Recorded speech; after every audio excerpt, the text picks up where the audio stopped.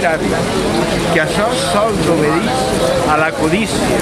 dels mercats, ja més en les entitats financeres, les necessitats de les entitats d'assegurances, d'acaparar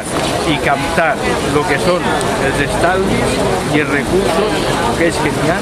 de treballadores i treballadors. Res justifica l'assestament a una pata de l'estat del benestar que planteja el govern socialista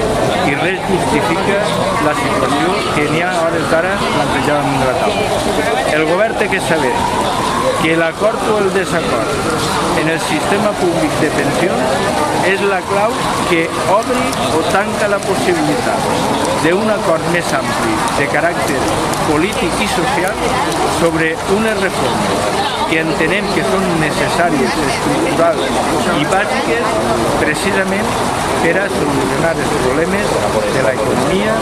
del mercat, de la producció i de la protecció de les persones.